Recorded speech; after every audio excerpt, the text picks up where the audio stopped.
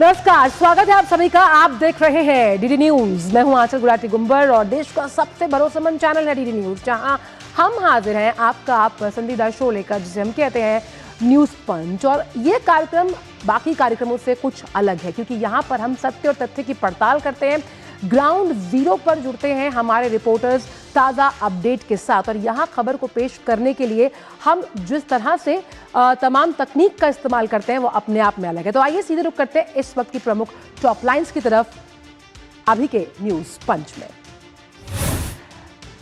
तो आज फिर मॉनसून सत्र में संसद में एक बार फिर एंटी पेपर लीक बिल पर फिर चर्चा होगी।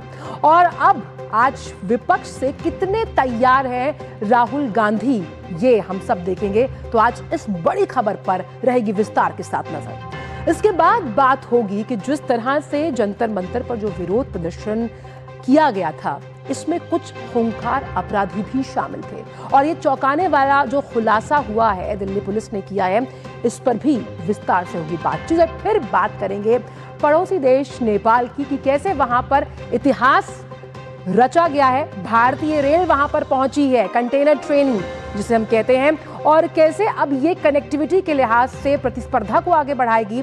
जो रसद की ढुलाई है वो अब किफायती होगी, इस पर भी होगी विस्तार से चर्चा। लेकिन आइए अब बात करते हैं सबसे पहले संसद के मॉनसून सत्र से जुड़ी हुई। तो पिछले एक हफ्ते से चला आ रहा जो गतिरोध था, हमने उसकी स्थिति को देखा कि कल आखिरकार वो खत्म सी हुई। नीट पेपर लीक मामले और छात्रों पर हुई पुलिस कार्रवाई के विरोध में लगातार हंगामे के बाद संसद का कामकाज पटरी पर लौट रहा है। कल लोकसभा में एंटी पेपर लीक बिल पर देर रात तक चर्चा हुई। पक्ष में सरकार ने साफ तौर पर स्पष्ट किया कि परीक्षा माफिया पर सख्त कार्रवाई और छात्रों के भविष्य की सुरक्षा के लिए कानून को और मजबूत बनाया जा रहा है। आज भी इस बिल पर चर्चा जारी रहेगी और अंत में सरकार की ओर से जवाब भी पेश किया जाएगा। तो लोकसभा में एंटी पेपर लीक बिल और बिल पर चर्चा का यह दूसरा दिन।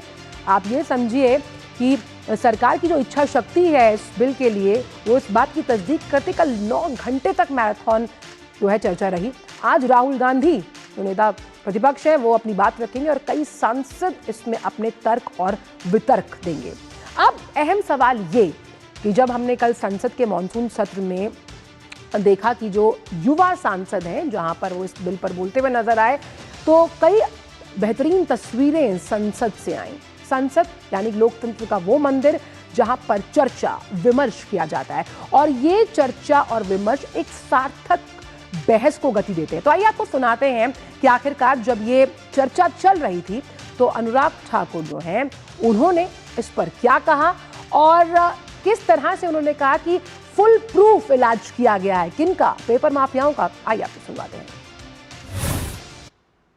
परीक्षा में धांधली, पेपर लीक, ये किसी आतंकवाद और माओवाद से कम खतरनाक नहीं है, क्योंकि इसका सबसे पहला शिकार हमारा युवा होता है।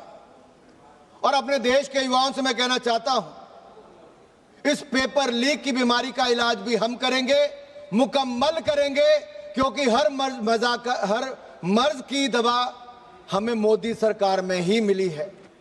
हमारी सरकार युवाओं के साथ है और युवा और मोदी सरकार ने मिलकर तय किया है, एक प्लेटफॉर्म पर खड़े होकर तय किया है कि एक ऐसा कानून लाएंगे जो आतंकवाद के खिलाफ बने कानून से भी ज्यादा सख्त होगा और दोषियों को कड़ी कार्रवाई करने पे भी काम आएगा। तो जबरदस्त बहस देखने को मिली। और अच्छा, क्योंकि इसे लगातार जेनजी का विरोध प्रदर्शन कहा गया और इसीलिए जो युवा सांसद हैं वो इस चर्चा में भाग लेते हुए नजर आए। तेजस्वी सूर्या ने भाजपा की तरफ से एक बहुत ही जेनजी टर्म का इस्तेमाल किया। उन्होंने कहा डेलिलू, यानी कि विपक्ष कहीं ना कहीं मन में ये एक धारणा या भ्रम बना रहा है कि युवा उनके साथ है, हालांकि ऐसा नहीं है। और वहीं अखिलेश यादव भी विपक्ष की तरफ से अपना बयान रखते हुए नजर आए। आइए देखते हैं उनके बीच हुई इस बहस को। सरकार को कम से कम ये बताना चाहिए था कि 2024 में जब ये लेकर के आए थे तो आज 2026 में कैसे पेपर लीक हो। यही अकाउंटेबिलिटी है आपकी। किस कानून को, जो कानून पहले बनाया उसी कानून का संशोधन करके लेकर आए हैं। मैं राहुल गांधी जी से पूछना चाहता हूं, राहुल जी 2 साल पहले जब राजस्थान में आपके सरकार थे और बार बार वहां रीट के पेपर लीक हुए थे और उस रीट पेपर लीक में 40 से ज्यादा राजीव गांधी स्टडी सर्कल के वॉलंटियर्स का हाथ एलिगेशन के आ रहा था। आप कहां गए थे? तो लगातार दोनों ओर से जो सांसद हैं वो तर्क वितर्क कर रहे थे और जहां प्रियंका गांधी वाड्रा ने जो बयान दिया उस पर घमासान मच गया। उन्होंने कहा कि सरकार सच्चाई समझ नहीं पा रही है और इस पर प्रहलाद जोशी ने साफ तौर पर कहा कि झूठी खबर फैलाने पर कार्रवाई हो रही है। तो किस तरह से पक्ष ने अपने धुरंधर इस एंटी पेपर लीक बिल पर चर्चा करने के लिए उतारे हैं और लगातार हम दिखा रहे हैं आपको, आइए सुनवाते हैं। अफसोस की बात यह है अध्यक्ष महोदय कि इतना हो जाने के बाद भी आदरणीय प्रधानमंत्री महोदय जी और उनके साथी इस सच्चाई को समझ नहीं पा रहे हैं। वे अभी भी ये सोच रहे हैं कि पीआर, नैरेटिव चेंज और पालतू मीडिया के सहारे एक बार फिर उनकी नैया पार हो जाएगी।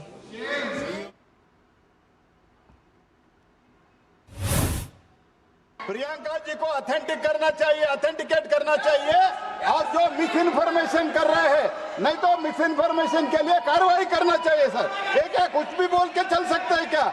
और procedure for the minister the correcting the mistake 114 में अगर वो आपने जो रूल का जिक्र किया 353 में, मुझे कोई नोटिस नहीं दिया है, मैं इधर प्रेजेंट हूँ और मैंने ऐसे कैसे बिना ऑथेंटिकेशन बोल सकते हैं मुझे बिना नोटिस दिए हुए। इसलिए मैं इसको खंडन करता हूँ और उसको एक्सपेल करना चाहिए और उनको माफी मांगना चाहिए। तो आपने देखा, तो एंटी पेपर लीक बिल पर आज भी चर्चा। इसी पर ज़्यादा जानकारी के लिए साथ अनुज यादव इस वक्त जुड़ गए हैं। अनुज, जिस तरह से हमने कल देखा कि सरकार ने जैसे कहा था 9 घंटे तक चर्चा हुई है और ये बताता है सरकार की उस पॉलिटिकल विल के बारे में जो सिस्टम को पारदर्शी, ट्रांसपेरेंट और अकाउंटेबल बनाने के लिए इस सार्थक बहस में आगे बढ़ रही है।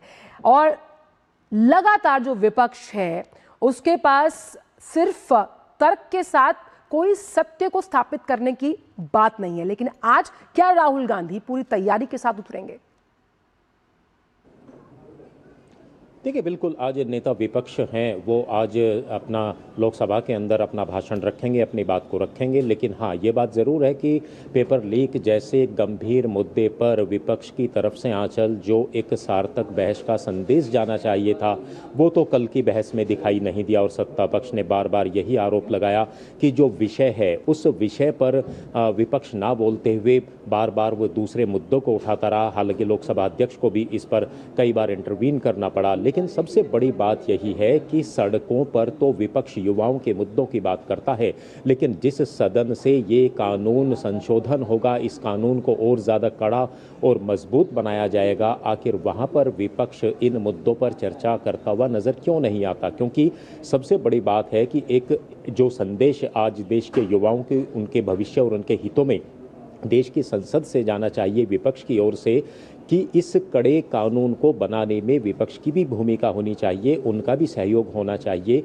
वो अभी तक की चर्चा में दिखाई नहीं दिया है और लगातार जो कल हमने विपक्ष के तमाम नेताओं को देखा, अखिलेश यादव को देखा और बाकी नेताओं को देखा, वो लगातार यही आरोप लगाते रहे कि इस पर जो है किसकी सरकार में कितना पेपर लीक हुए, कितने नहीं हुए। लेकिन आज विषय ये नहीं है, आज विषय ये नहीं है किन राज्यों में पेपर लीक हो रहे हैं, किन में हुए, किन में नहीं हुए। सवाल ये है कि भविष्य में युवाओं के भविष्य के साथ कोई खिलवाड़ ना हो। अब भविष्य में पेपर लीक ना हो और पेपर लीक जैसी घटनाएं हो तो उनके खिलाफ कड़ा कानून और कड़ी सजा के प्रावधान हो। इसी को लेकर सरकार संसद में आई है, लोकसभा के अंदर इस बिल को लेकर आई है।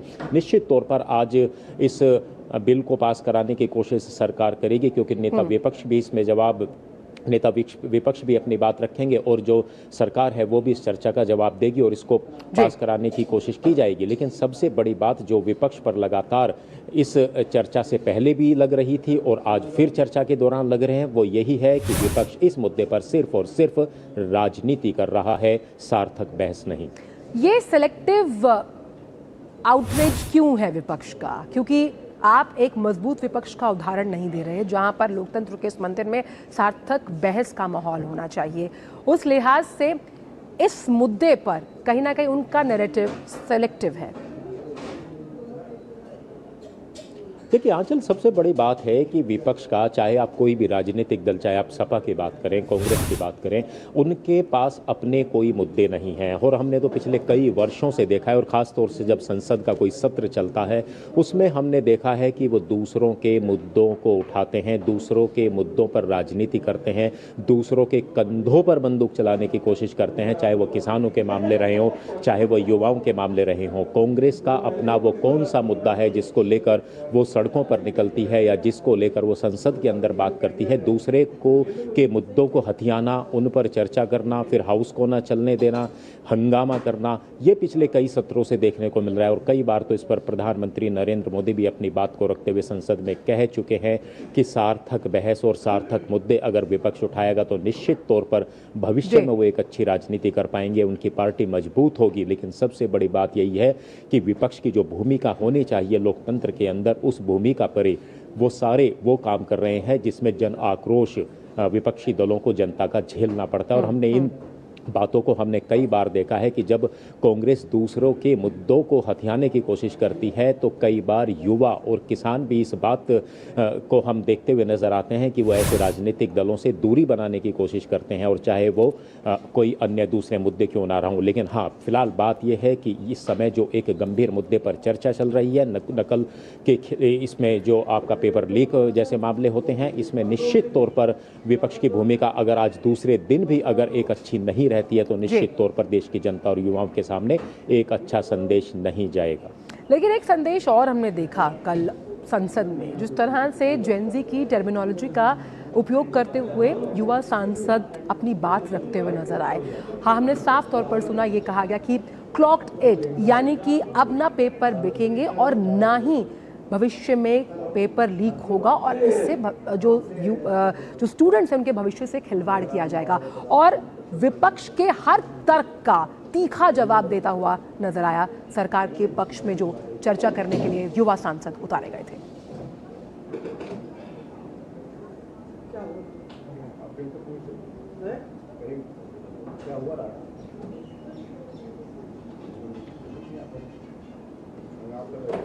चलिए, अनुज के पास आगे भी हम लगातार इस पूरे मामले पर चर्चा करेंगे, क्योंकि 11 बजे जब संसद शुरू होगी तो मॉनसून सत्र क्या आज सुचारू रूप से चल पाएगा? क्या ये पूरी चर्चा आज फिर एक मैराथन चर्चा में तब्दील होगी और सरकार अपना जवाब रख पाएगी जब चर्चा खत्म होगी?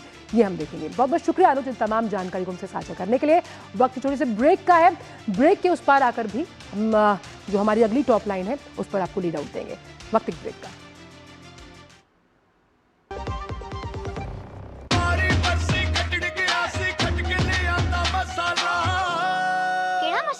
छोले दा या लोबिये दा, पंजाबी छोले दा या पिंडी चने दा। अब छोलिया हो या लोबिया, पंजाबी छोले या पिंडी चने, सब कुछ मजेदार बने। जब धरती चीर कर निकलता है लोहे का पत्थर और मिलता है मोंगिया के जोश से, फिर तपता है, पिघलता है और बनता है फौलाद। अब होता है सरिया सारी खूबियों के साथ। मोंगिया स्टील, मजबूत देश का मजबूत सरिया। जरा सोच के देखिए, आपके पास कुछ ऐसा है जो आपकी दुनिया बदल सकता है। जानते हैं क्या? आपका अपना सोना। सोना क्या नहीं कर सकता? सोना आपको अपने सपनों का घर दिला सकता है, आपके बच्चों का भविष्य बना सकता है। सोना आपकी हर इच्छा पूरी कर सकता है। तो भारत की सबसे बड़ी gold loan NBFC Muthoot finance से गोल्ड लोन लीजिए और फिर देखिए सोना क्या नहीं कर सकता। मुथूट फाइनेंस, जहां विश्वास ही परंपरा है। कॉल कीजिए 1-800-313-1212। ब्रेक के बाद सभी का स्वागत। बढ़ते हैं आगे और बात करते हैं दिल्ली में जंतर मंतर पर जो प्रदर्शन स्थल था और उसके आसपास मौजूद लोगों की पुलिस जांच में चौंकाने वाली तस्वीर सामने आई है। 20 जुलाई को हुए संसद मार्च में करीबन 900 से ज्यादा आपराधिक पृष्ठभूमि वाले लोग शामिल पाए गए। दिल्ली पुलिस ने इनकी गिरफ्तारी के लिए 20 टीमें बनाई और CCTV से हुई अपराधियों की पहचान। तो पुलिस रिकॉर्ड के आधार पर जो आंकड़े तैयार किए गए उसमें दावा किया गया कि प्रदर्शन स्थल पर मौजूद भीड़ में केवल सामान्य लोग ही शामिल नहीं थे, बल्कि इस बड़ी संख्या में ऐसे लोग भी थे जिनका पहले से गंभीर आपराधिक इतिहास रहा है। तो दिल्ली पुलिस का ये बड़ा खुलासा है कि उस प्रोटेस्ट में कई क्रिमिनल एक्टिविटीज में शामिल लोग भी शामिल थे, जो ये बताता है कि जेनजी का जो ये प्रोटेस्ट था जिसमें वो पेपर लीक पर लगातार अपनी बात रख रहे थे, शांतिपूर्ण प्रदर्शन कर रहे थे, लेकिन 2000 से ज़्यादा ऐसे लोग हैं जिनका क्रिमिनल रिकॉर्ड मिला। FRS से उन अपराधियों की पहचान हुई है और इनमें कई ऐसे अपराध शामिल हैं। तो दिल्ली पुलिस का ये बड़ा खुलासा बताता है कि प्रोटेस्ट में कौन शामिल थे। सामान्य लोगों से ज़्यादा उसमें क्रिमिनल्स थे। 2873 ऐसे लोग हैं जिनका क्रिमिनल रिकॉर्ड सामने आया है और FRS से इन अपराधियों की पहचान हुई है। यानी कि आप समझ सकते हैं कि ये जो पूरा प्रदर्शन था ये कहीं ना कहीं इसमें क्रिमिनल एक्टिविटी माइंड वाले लोग भी शामिल थे, जिसमें 989 से ज़्यादा जो लोग हैं उन पर गंभीर आपराधिक जो मामले हैं वो दर्ज, इसमें हत्या, दुष्कर्म, पॉक्सो जैसे केस। आप समझिए कितनी गहन आपराधिक प्रवृत्ति वाले लोग उसमें शामिल थे और प्रोटेस्ट में ये क्रिमिनल्स शामिल थे जिन पर इस तरह के केसेस थे। तो गंभीर रिकॉर्ड, जो उनका क्रिमिनल रिकॉर्ड है, आखिरकार वो क्या दर्शाता है, आइए आपको बताते हैं। तो 989 गंभीर क्रिमिनल रिकॉर्ड वाले लोग, जिसमें हत्या 101, यानी कितने मामले दर्ज थे, हत्या का प्रयास करने के लिए 62, डकैती, लूटपाट 284। ये आप समझिए ये आंकड़ा बता रहा है कि किस तरह की प्रवृत्ति के लोग उसमें शामिल थे और जिस मोटिव को लेकर उस आंदोलन की शुरुआत की गई थी, कहीं ना कहीं इसको डीरेल भी कर रहे थे इस तरह के आपराधिक प्रवृत्ति वाले लोग। महिलाओं के खिलाफ अपराध में 25, आर्म्स एक्ट 229, स्नैचिंग 135, अपहरण 19, NDPS और ड्रग्स एक्ट के तहत भी 67 लोगों पर केसेस दर्ज हैं। तो बार बार अपराध करने वाले जो ये लोग थे, ये किस तरह से इन पर मामले दर्ज हैं, आइए आपको बताते हैं। तो 42 आरोपियों पर 2 या अधिक मामले दर्ज हैं, यानी कि अगर आंकड़े के हिसाब से देखें उसमें जो 12 आरोपी थे उनमें 10 या अधिक केस में उनका नाम था। और हत्या के प्रयास की अगर बात की जाए, यानी कि बड़ा संगीन जुर्म, उसमें 25 आरोपियों पर 2 से ज़्यादा केसेस थे। डकैती और लूटपाट की अगर बात की जाए तो 155 आरोपियों पर 2 या उससे ज़्यादा मामले थे। ऐसे ही 31 आरोपियों पर 10 या उससे अधिक केस चल रहे थे। दुष्कर्म की बात की जाए और जो आदतन अपराधी हैं 8 आरोपी उसमें भी शामिल थे। और महिलाओं के खिलाफ अपराध, आप देखिए कि उस पूरे प्रदर्शन में बड़ी संख्या में महिलाओं ने हिस्सा लिया था, छात्राएं थी और इस तरह से ये लोग उसमें शामिल हुए, जो कहने के लिए कि हम प्रोटेस्ट में उस मुद्दे के साथ हैं, लेकिन आप समझ रहे हैं कि मुद्दा आखिर उनके दिमाग में क्या चल रहा था। दिल्ली पुलिस की स्पेशल सेल ने CJP प्रदर्शन के दौरान एक्स पर कथित आपत्तिजनक और मानहानिकारक पोस्ट के मामले में FIR भी दर्ज की है और 6 एक्स हैंडल्स को जांच में शामिल होने का नोटिस भेजा गया। पुलिस ने जब हम बात करते हैं एक्स को संबंधित पोस्ट हटाने या उनकी पहुंच प्रतिबंधित करने पर भी निर्देश दिया है और अब सोशल मीडिया जो है उसकी जो ये पोस्ट है वो रडार पर है। दिल्ली पुलिस ने इस पर FIR दर्ज की और आपत्तिजनक मान हानिकारक पोस्ट पर एक्शन है। आप इसको ये समझ सकते हैं कि कैसे डिजिटल तमाशा ना बने, और डिजिटल तमाशा जो बना उस प्रोटेस्ट के दौरान, आप समझ सकते हैं कि कुछ चीज़ें टूल किट के जरिए भी की गई। इसी पर बात करने के लिए हमारे साथ नीरज जो है वो जुड़ गया है। तो आइए सीधे नीरज पर चलते हैं। नीरज, ये समझना चाहेंगे सबसे पहले इस बात पर कि जो ट्विटर पर जिन हैंडल्स को लेकर FIR दर्ज की गई है, आखिरकार वो क्या बताता है कि कहीं ना कहीं सुनियोजित तरीके से ये लोग शामिल हुए थे? बिल्कुल, आप देखें कि जो छात्र प्रोटेस्ट हुआ था आंचल, आप इस बात को समझें कि छात्र एक मंशा के तहत या ये कहें कि एक कॉज के तहत वहां पर आंदोलन कर रहे थे, लेकिन इसकी अनुमति किसी को नहीं दी जा सकती कि आप किसी की मानहानि करें, किसी के लिए उल्टी सीधी गालियां दें और किसी की बेइज्जती करें और किसी को इस तरीके से सोशल मीडिया में बदनाम करें। हमारा भारत का संविधान इस बात की अनुमति देता है कि अगर किसी के प्रति अपशब्दों का प्रयोग किया जाएगा तो उसके खिलाफ कानूनी कार्रवाई है वो की जा सकती है, और उसी कानूनी कार्रवाई का जो प्रयोग है वो दिल्ली पुलिस कर रही है।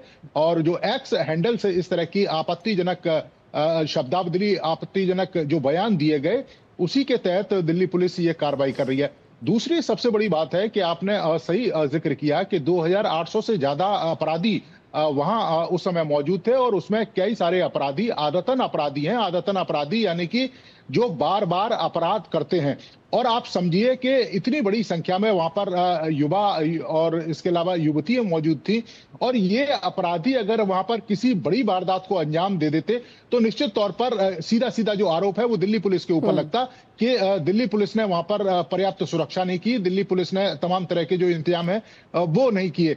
आप देखें कि इसमें कई सारे अपराधी ऐसे हैं जो महिलाओं से छेड़छाड़ के मामले में भी आरोप है, मर्डर के मामले में है, अपहरण के मामले में है, पॉस्को के मामले में है। कई सारी बच्चियां वहां पर कम उम्र की थी, अगर उनके साथ किसी तरह की बदतमीजी हो जाती तो किस तरह की स्थिति पैदा हो सकती थी। तो निश्चित तौर पर अब दिल्ली पुलिस कार्रवाई कर रही है और इसमें दिल्ली पुलिस ने कई सारी टीमें बनाई हैं और उन टीमों के आधार पर जगह जगह पर दिल्ली पुलिस इस पूरे मामले को इन्वेस्टिगेट करेगी, ये जानने की कोशिश करेगी कि आखिर ये लोग थे, इनका जो कानूनी स्टेटस है वो क्या है। क्योंकि कई बार आंचल होता है कि अगर कोई आरोपी है तो उसे अदालत से जमानत मिली हुई होती है या फिर वो फरार हुआ होता है, तो उसका जो कानूनी स्टेटस है उसकी चेक अब दिल्ली पुलिस करेगी। और अगर दिल्ली पुलिस को लगता है कि इसमें जो आरोपी है वो कोई बड़ी वारदात कर सकता था तो उसके खिलाफ जो कानूनी कार्रवाई है वो दिल्ली पुलिस करने जा रही है। तो एक तरीके से हम कहें कि ये बड़ा संवेदनशील मामला है कि इतनी बड़ी संख्या में अपराधी वहां पर मौजूद थे जिन पे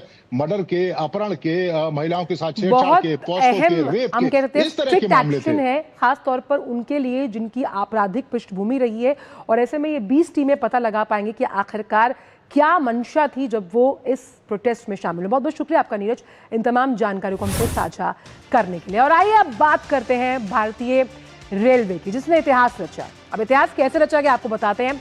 कोलकाता से सीधे नेपाल पहुंची पहली कंटेनर ट्रेन, बॉर्डर ट्रांसशिपमेंट का झंझट ही खत्म हो गया। कैसे? क्योंकि सीमा पर व्यापार और संपर्क के क्षेत्र में एक नया अध्याय लिखा जा रहा है।